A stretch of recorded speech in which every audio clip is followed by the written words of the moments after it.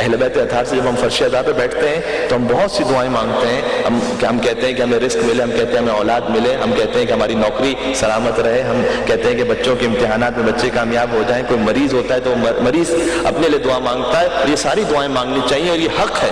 فرش ادا سے قبول ہوگا تو کہاں سے قبول ہوگا؟ لیکن اس فرش ادا پر سب سے پہلے بیٹھ کر یہ دعا مانگیے کہ پروردگارا مجھے حسین ابن علی کی نوکری عطا فرما, ان کی غلامی عطا فرما. کوئی ایسا کام مجھ سے ہو جائے کہ مولا مجھ سے راضی ہو جائے, کوئی خدمت کر سکوں میں.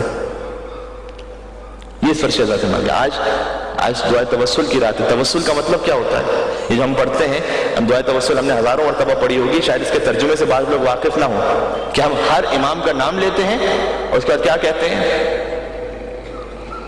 یا ابا عبداللہ یا حسین ابن علی ایھا الشہید یا ابن رسول اللہ. یہاں تک واضح ہے. یا حجت اللہ علی خلقہ, اے وہ کہ جو اللہ کی حجت ہے زمین پر. یا سیدنا و مولانا, اے ہمارے سردار, اے ہمارے مولا. انا توجہنا واستشفعنا وتوسلنا بک الی اللہ, مولا ہم آپ کی طرف متوجہ ہیں. واستشفعنا, اور آپ سے شفاعت کے طلبگار ہیں. بک الی اللہ, کہ آپ اللہ کی بارگاہ میں ہماری سفارش فرما دیجیے. یہ دعائے توسل کا ترجمہ ہے. وَقَدَّمْنَاكَ بَيْنَ يَدَيْ حَاجَاتِنَا, اس کا کیا مطلب؟ اور مولا آپ کی خدمت میں اپنی حاجتوں کو پیش کر رہے ہیں. اور پھر سب جو مل کے کہتے ہیں کہ یا وجیہن عند اللہ اشفع لنا عند اللہ, تو ہم مولا سے کہہ رہے ہوتے ہیں یا وجیہن عند اللہ, اے وہ مولا جو خدا کی بارگاہ میں عزت رکھتے ہیں. اشفع لنا عند اللہ, مولا آپ خدا کی بارگاہ میں آبرو مند ہیں. جب آپ خدا سے کہیں گے تو خدا آپ کی دعا کو رد نہیں کرے گا. یا وجیہن عند اللہ کا مطلب ہے.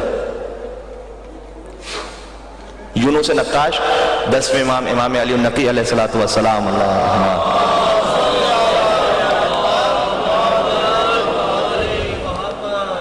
10ویں امام کے پاس آیا. امام کا صحابی ہے. نقاش کہتے ہیں نقش بنانے والے کو. اس کا کام یہ تھا کہ انگشتر پر جو نگینہ ہوتا تھا اس پر لکھ کر نقش بناتا تھا. اس کی فیلڈ یہ تھی اور بڑا ایکسپرٹ تھا. سامرہ میں رہتا تھا. 10ویں امام بھی سامرہ میں رہتے تھے. تو مثلا پنجتن کا نام لکھوانا ہے, مثال کے طور پر کلمہ لکھوانا ہے, تو مامون کے بعد جو خلیفہ عباسی تھا, معتصم غالباً, سامرہ میں اس نے بلایا یونس نقاش کو. اس کے پاس ایک عقیق کا بڑا, دعائے توسل کے بارے میں عرض کر رہا ہوں یہ جملہ, کہ عقیق کا ایک بڑا سا اسے پتھر دیا اور اسے کہا کہ اس پر ایک نقش بناتے, میرا نام لکھتے. ٹھیک ہے, اس کا تو کام یہی ہے. یہ پتھر لے کر چلا گیا اپنے گھر پہ, اور اس کا ارادہ تھا کہ جب مجھے موقع ملے گا جو بادشاہ کے لیے ہے تو بڑے سکون اطمینان کے ساتھ اچھی طریقے سے میں نقش لکھ کر بادشاہ کی خدمت میں دوں گا.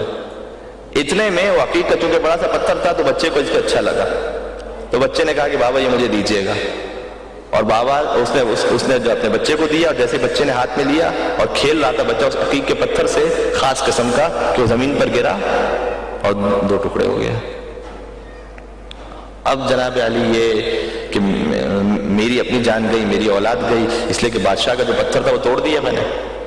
تو گھبرایا ہوا تھا یہ بہت. تو آیا 10ویں امام کے پاس اور اس نے آ کر کہا کہ فرزند رسول میں ایک مشکل میں ہوں.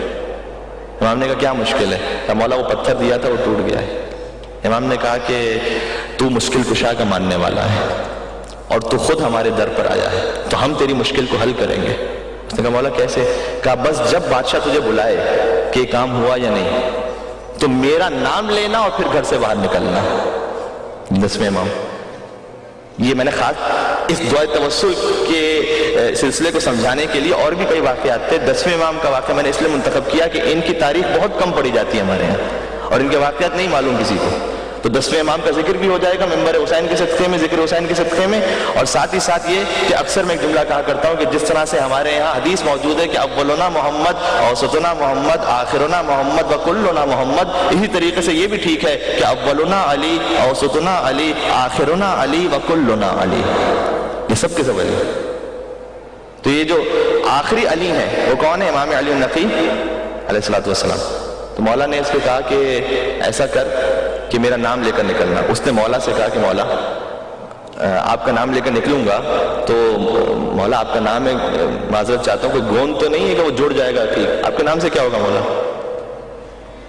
تو اس نے کہا کہ جب یہ جملہ کہا تو مولا نے کہا کہ تو عقیق کو جڑوانا چاہتا ہے یا اپنا کام کروانا چاہتا ہے, اپنی جان بچانا چاہتا ہے؟ جسے ہم اپنی زبان میں کہتے ہیں کہ آم کھانے سے مطلب ہے یا پیڑ گننے سے مطلب ہے؟ بھائی تجھے اپنا کام کروانا، کام ہو جائے گا۔ اس نے کہا مولا بس میرا کام ہو جائے مجھے کافی۔ اگلے ہی دن بادشاہ نے بلا دیا، کہا آ جاؤ۔ یہ ڈر کے مارے گھر سے نکلتا ہے امام علی نقی علیہ السلام کا نام لے کر، اور کیسے نام لیا اس نے؟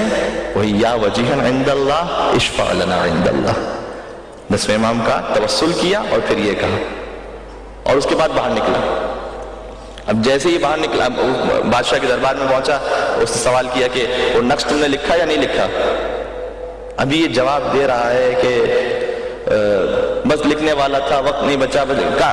اگر نہیں لکھا تو روک دینا اسے، نہیں لکھا تو ابھی نہیں لکھنا۔ کہا کیوں؟ کہا اس لیے کہ پہلے ایسا کر اس عقیق کے 2 ٹکڑے کر دے۔ اللہ اکبر۔ کہا ایسا کر تو اس عقیق کے 2 ٹکڑے کر دے۔ کہا کیوں 2 ٹکڑے کر دوں؟ کہا اس لیے کہ بادشاہ کی 2 بیویاں تھیں۔ کہا بھائی جب پتا چلا کہ عقیق میں نے دیا ہے اور ایک ہی عقیق ہے وہ، تو دونوں کے درمیان جھگڑا ہو گیا، اور دونوں کے درمیان جھگڑا ہو گیا، اور اس نے کہا کہ بھائی یہ عقیق مجھے چاہیے، اس نے کہا وہ مجھے چاہیے جس پہ بادشاہ کا نام لکھا ہوا۔ تو اچھے جو گھر کے باہر بڑے پہلوان ہوتے ہیں، جو اندر آ کے تو بڑے پیگی بلی بن جاتے ہیں نا، جو شیر ہوتے ہیں، شیر علی غلام علی بن جاتا ہے، ہمارے ایک آ جاتا ہے۔ تو غلام علی جناب، یہاں کسی کا نام اگر یہ ہو تو میں معذرت چاہتا ہوں، تو ناراض ہو کے یہاں سے چلا نہ جائے۔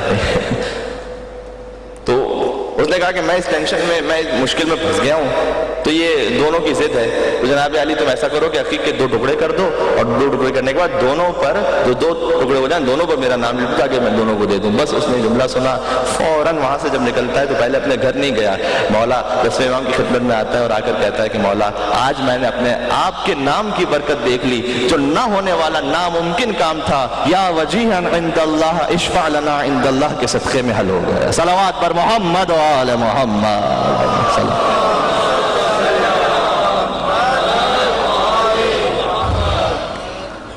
تو یہ ائمہ علیہ السلام کے ناموں میں یہ برکت ہے، خالی نام میں، ابھی ذات کی بات تو میں کر ہی نہیں رہا، خالی نام میں یہ برکت ہے۔ برحمتك يا أرحم الراحمين وصلى الله على محمد وآله الطاهرين۔